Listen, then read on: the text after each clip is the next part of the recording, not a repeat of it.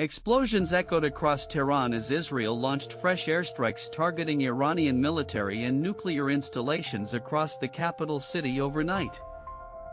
Iranian air defenses intercepted an Israeli missile south of Tehran, triggering sonic booms and prompting residents to rush into bomb shelters. Multiple explosions were reported in western and northeastern Tehran neighborhoods, including areas near key infrastructure and government buildings.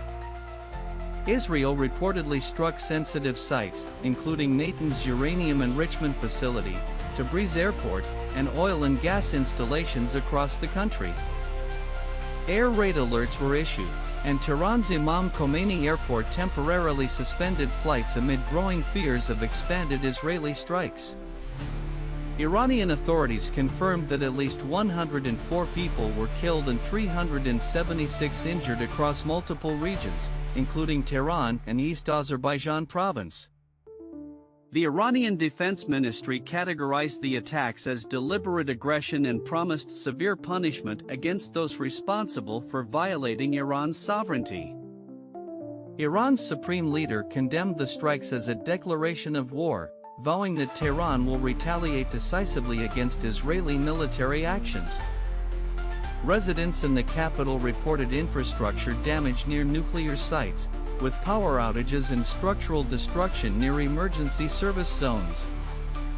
Israel declared it would continue its offensive for as many days as necessary to degrade Iran's nuclear and missile capabilities. The Israeli military conducted a large-scale air campaign involving nearly 200 aircraft to cripple Iran's long-range missile systems and command centers.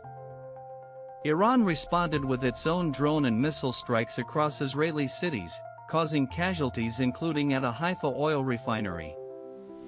At least 8 people were killed and more than 200 injured in central and northern Israel after Iran's counterstrikes hit populated areas.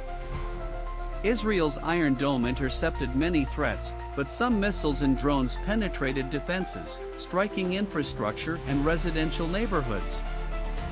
Global markets reacted sharply, oil surged, stock futures plunged, and flight cancellations were reported across the region due to airspace uncertainty.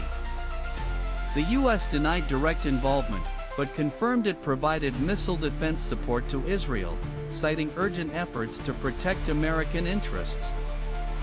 Asia and Europe urged restraint. Foreign ministers highlighted the risk of wider conflict and called for immediate diplomacy to prevent escalation. The United Nations scheduled an Emergency Security Council session. Several nations warned that ongoing bombardment could collapse nuclear negotiations. Amid rising fears, public protests erupted in Tehran and other Iranian cities, demanding governmental restraint and national solidarity against foreign aggression.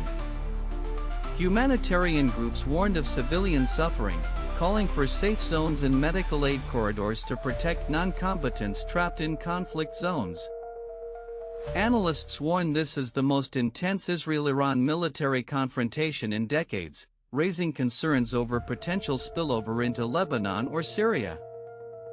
Both countries remain on high military alert, with neither showing willingness to stand down before achieving strategic objectives.